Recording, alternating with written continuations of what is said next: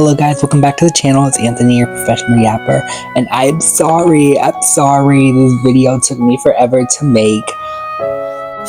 This took a lot of time and research, so please bear with me. Episode 4 of Kingdom Hearts Lore Dive, and today in this episode we're going to be covering Kingdom Hearts Union Cross and Kingdom Hearts Dark Road, which are the two mobile installments of the Kingdom Hearts series, which have a shit ton of lore for some fucking reason. No, especially fucking Union Cross, because Union Cross, the story of Union Cross has so many implications for the story of Kingdom Hearts 4 and the Lost Master arc. It's crazy. I can't believe they put all of this lore into a mobile game, but yeah. And before we start the video, I just want to talk about the elephant in the room, Kingdom Hearts Unchained Key. And no, I did not cover it because I'm lazy. I didn't cover it because I forgot this game existed until like 3 days ago. Okay, everybody, get ready to be completely and utterly confused, because I promise you, you won't understand shit I'm about to say, but I'm gonna try my best. So the main character of Union Cross is known as Player. Some people like to call him the Unnamed Wielder, but it's basically a create your own character type scenario where you make your own Keyblade wielder and put it in a union. And this era is known as the Age of Fairy Tales, and we meet 5 new union leaders who were picked by Ava from her organization, the Dandelions. And their names are Ephemerus, Gold, Brain, Lorium, and Strelitzia. But something happens, causing that to change. Okay, let's talk about Miss Strelitzia. So Strelitzia has spent like the first part of the game stalking our player character and ends up getting killed by somebody I can't say, but it's going to be very shocking later. And this person takes her place as a union leader. Oh yeah, and then there's just the whole Keyblade war. Okay, now I'm stupid. I should have fucking played Unchained Key, but Keyblade war, everybody dies, the player character is saved by Ephemerus Gold, and he is brought to the new world with the Dandelions. And the new union leaders meet up at the Keyblade graveyard. Ephemerus Gold, Brain, Lorium, and Ventus. Yes, that Ventus. Yes, Cinnamon Roll could never hurt a fly as Ventus. Oh yeah, and I forgot to mention, this game takes place like thousands of years before Birth by Sleep and the first game, so yeah, canonically Ventus is like 2,000 years old. But anyways, so Ventus used to be Xehanort's apprentice. That was very clearly shown in Birth by Sleep. And Brain finds a copy of the Book of Prophecies, which is the book that each of the union leaders got a copy of in back cover. And the 5 union leaders unite under a rule called Union Cross, or Union X, however you want to say it. And the players cheer thee, which are these like cute little Pokemon-like creatures, similar to the Dream Eaters in Dream Drop Distance, but they're kind of connected to that. And fuck, I just spoiled something really big. Anyways, but no, Cheerthies are these like cute little Pokemon-like creatures that collect dreams or something. I'm not entirely familiar with them. Again, the mobile games are like unmarked territory for me, and this episode was very hard for that reason. But anyways, the player's Cheerthy is very concerned about the player because he's having nightmares and he's been reliving the events of the Keyblade War. And Ephemerus Gold have began investigating the impending darkness, and this is where shit really starts to piss me off, because Maleficent somehow just magically time travels to the past, to the Union Cross era, to take over this world, and this is where we learn that this world is a data world. This is all very confusing. More time travel bullshit, just like Dreamy Chop, but I'm trying my best, y'all. Please bear with me here. So basically, this Maleficent was the version of her that got defeated at the end of Kingdom Hearts 1 when Sora fucking killed her while she was a dragon. And she traveled back to the Union Cross era, I guess, to take over the world, I'm assuming. And yeah, and this is also where we learn that this world, Daybreak Town, is a data world. Okay, back to the Strelitzia storyline. So Lauriam and Arena, who are the human versions of Marluxia and Larxene, have began investigating Strelitzia's disappearance.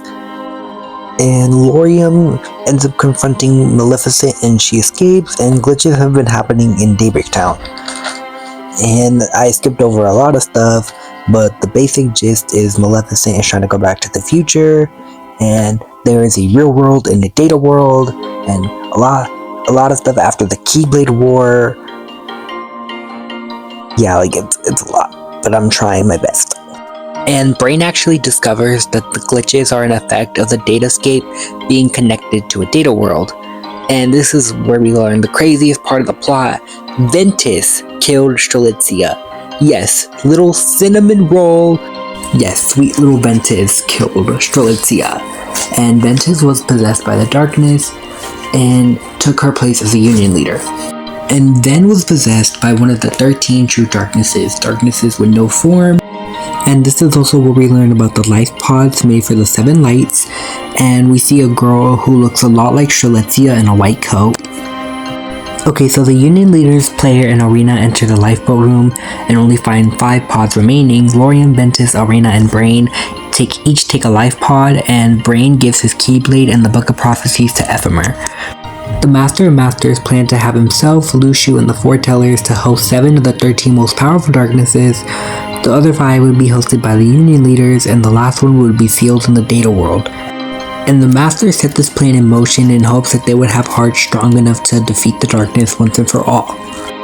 In the real world, Brain searches for ways to save more people from the data world, and he sends pods from the real world to the data world so he can save Ephemer, Scold, and Player, but sends Lauriam, Van, and Arena to the future to ensure their safety.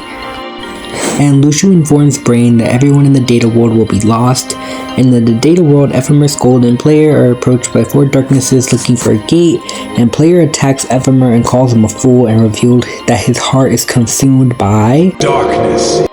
In the datascape, the Player is on the ground surrounded by 4 darknesses. The Player laughs and seals the exit, revealing that they were never taken by darkness and it was an act all along. The Player finds him and his Charity in a white void with other Keyblade wielders and Charities, and they all transform into Dream Eaters. Yes, Dream Eaters, the little cuddly cute Pokemon looking ass creatures you're fighting with in Dream Drop Distance are made from the souls of dead children. Like, I'm not even playing, this is actual canon to the lore. We cut to a random town where a black-haired woman gives baby Xehanort to a robed figure holding a walking stick. The figure brings Xehanort to Destiny Islands and watches as Xehanort grows up, and Xehanort joins young Ericus on a windowsill. The Master explains that he wants to escape to a world of fiction, a world where neither light or darkness rule. But of course there's more, a lot fucking more. What is my life? Maleficent goes back to the present and the mysterious tower from Kingdom Hearts 2. Lauriam awakens in a field of flowers from most likely the Dwarf Woodlands from Birth by Sleep. Ephemer appears in the flooded ruins of Daybreak Town. Arena remains unconscious in a dark mountain area that is most likely the Enchanted Dominion from Birth by Sleep.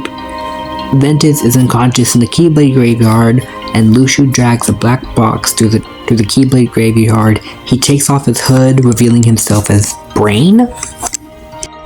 After that, Brain awakens in an unknown town. A hooded man walks over and already knows who Brain is.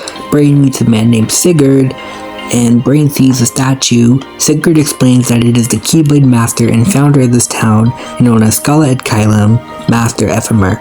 Brain responds and says that he knows, and that Ephemer was a good friend. And we're finally fucking done with Union Cross, but there's more, because we still have Kingdom Hearts Dark Road. So this game takes place centuries after Union Cross, and this is basically Xehanort's origin story. So Dark Road's story is told in episodes which take place during Xehanort's apprenticeship under Master Odin and Skala Ed Kylum. And fun fact, Skala Ed Kylum actually means Stairway to Heaven in Latin, so that's interesting. Episode 1, Unexpected Exit. Xehanort has been haunted by dreams of a Keyblade wielder from the past. One night, a hooded figure helped Xehanort leave Destiny Islands. Master Odin called on his students Xehanort, Ericus, Hermod, Bragi, Erd, and Vor, and tasked them with finding the missing upperclassmen. Another student, Balder, receives a special mission due to his sister being one of the missing students and Odin not wanting to worry him. And Xehanort is the only one who has stepped foot out of Styles Scholar at Kylam, and the students split up into groups and go to Agrabah and Wonderland. 4 years later, Xehanort and Ericus are at a cemetery laying flowers at 4 graves as they say goodbye. Episode 2, The Presence of Darkness. In Wonderland, the Queen of Hearts is under the influence of darkness, and this episode is a lot of Disney filler, so moving on. Episode 3, The Purpose of the Journey. Xehanort recalls his journey through darkness. In Wonderland, Xehanort, Ericus, and the classmates learn more about the Queen of Hearts. A week earlier, Ericus finds a worried Balder in Skull at Kylam. Worried about his sister, Balder reveals Ericus' grandfather perished after fighting the darkness. Ericus comforts Balder, telling him his sister will return and everything will be okay.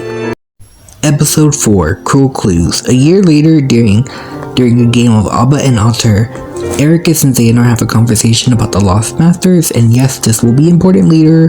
Ericus, Xehanort, and Erd investigate the Dwarf Woodlands and find the Evil Queen's magic mirror.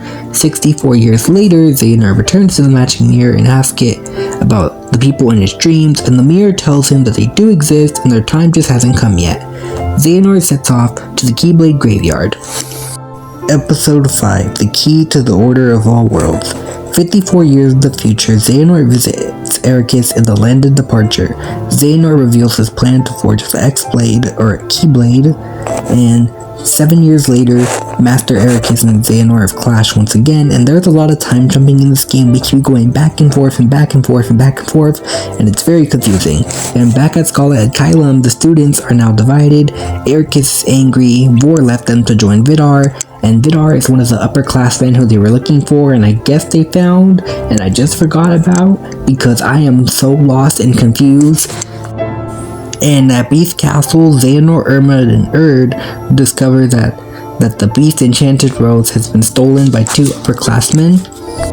1 year later, Xehanort traverses the darkness and collapses and is rescued by a man in a black coat. Episode 6, Uncertain Order. At 1 year in the future, Xehanort wakes up in the Keyblade Graveyard. The stranger gives Xehanort a black coat and offers him a deal to probe the hearts of people for the darkness. And Xehanort, Hermod, and Erd arrive at Agrabah. Erd confessed that she met with Vali and Vala, 2 upperclassmen there. Ericus and Bragi were tricked by Jafar. Vidar tries to take the lamp. Ericus refuses. 1 year later, Xehanort returns to the Keyblade Graveyard. At the end of his journey, the stranger asks him what he plans to do, and Xehanort asks who he is. He responds that he is one of the Lost Masters. The final episode, Episode 7, The 7 Lights and 13 Darknesses. We learn that darkness consumed Balder after the death of his sister Hoder, and he killed almost all of the upper and lower classmen except for Xehanort, Ericus, and Bragi. Xehanort and Ericus, with the help of Master Odin, are able to vanquish Balder. Later, Ericus and Xehanort visit the 11 graves of their friends, and Bragi appears, revealed to be the Lost Master Luxu. It's also been revealed that the player character that died in Unicross was reincarnated to be Xehanort's caretaker, and Ephemer is revealed to be the great-great-grandfather of Xehanort, and that is the end of Dark Road. That is also the end of our video. Thank you guys for watching. I'm sorry this video was so short and it took so long. The next episode, Episode 5, will be the grand finale of the series with Kingdom Hearts 3, Kingdom Hearts 3 Remind, and Kingdom Hearts Melody and Memories. And it will come out whenever I feel like it. But I have other videos in the works. And I just want to say thank you guys for watching. Make sure to like and subscribe. And this is Anthony, your professional yapper, signing out. You don't hear me say